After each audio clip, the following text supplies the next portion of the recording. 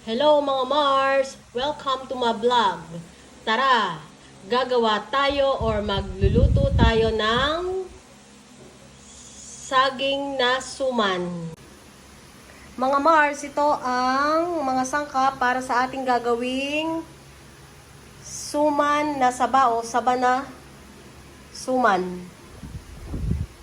Meron tayong saging na saba, 8 piraso. Grated coconut, glutinous rice flour, brown sugar, and meron tayong dahon ng saging. Simulan na natin ang pagmash ng ating saging. Hinog na saging tong mga Mars. Mahirap siyang i-mash. Huwag natin masyadong mash na mash. Yung durog na durog, medyo kung kailangan may parang bobo konti. Mahirap siya.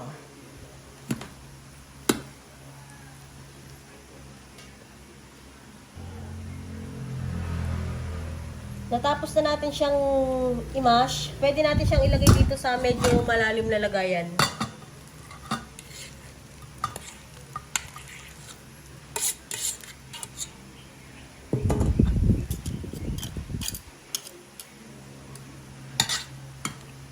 Pwede rin tinidor pag wala kayong pang-mash.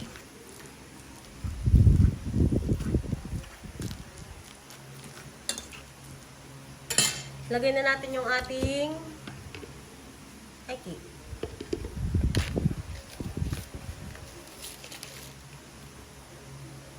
1/4 cup sugar. Mga half cup. Dalawang 1/4. So, half cup sugar, brown sugar, pwede rin mascovado sugar. Ilagay natin itong ating grated coconut. Half cup. Tapluhin kaya natin. Bale, 3/4 cup. Tama. At 1/4 cup na itong glutinous rice flour. Well, gawin na rin nating half cup. Tapos lalamasin natin. Naghugas ako ng kamay.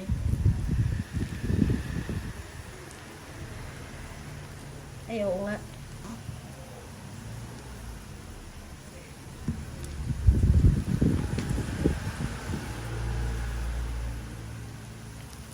Kailangan po talaga siya inilalamas. Pagka po ginamitan nyo ng kutsara tindor, hindi siya masyadong mahahalo. Lamas talaga. Yan. At pag medyo lahat sila ay nagsama-sama na, nag-well combined, Tagalog English na. Pwede na natin siyang balutin sa dahon ng saging. Ito na yung pagkakahalo natin or pagkakalamas. So, hindi na siya masyadong naano sa ating mix na yan siya.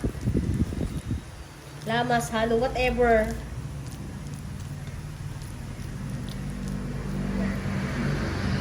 Itong 1/4 cup ang ating gagawing pangtakal sa ating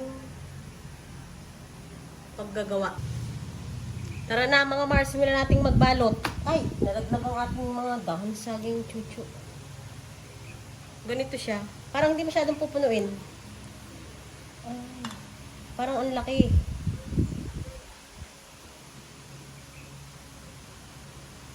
Ay, papaganito.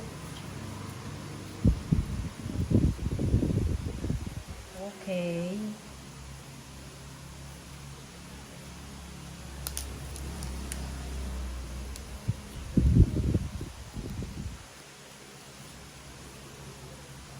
First time magbalot ng saging.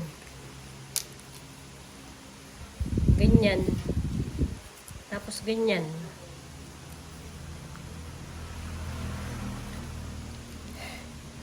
Ay, napapadami.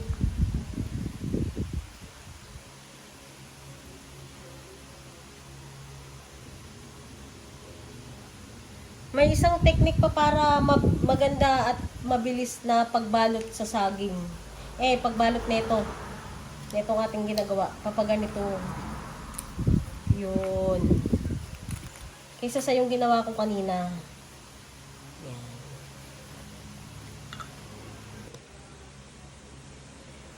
Tapos na nating balutin yung ating suman na sabang saging.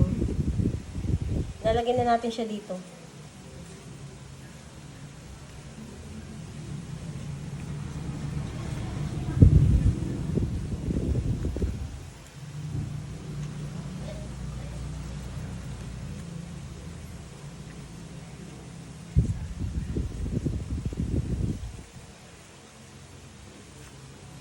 Yan. At atin itong isasalang, lalagyan muna natin ng tubig.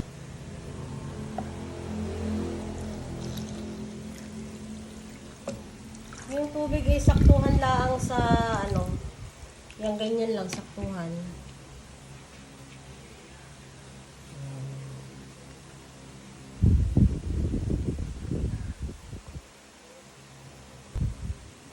Mga Mars, lagyan natin siya ng medyo pampabigat sa loob, ganyan. Para pag kumulo, hindi siya bubuka.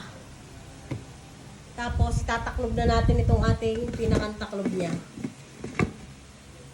Tara, pakuluin na natin siya siguro ng mga 30 minutes. Mga Mars, tingnan na natin ang ating nilutong suma na saging. Majenet. Paano ko ba ito mabubuksan? Ouchie! Oh! Inat! Wow, smells good and yummy. So, off na natin ang apoy. At medyo ating palamigin. And ready to serve.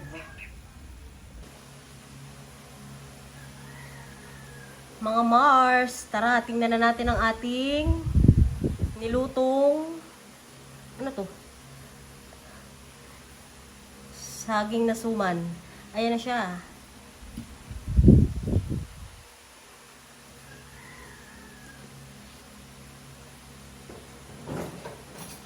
Kumuha lang ako ng tinidor. At ating titikman.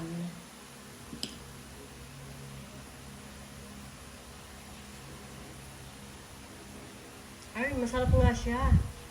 Try nyo mga Mars, masarap.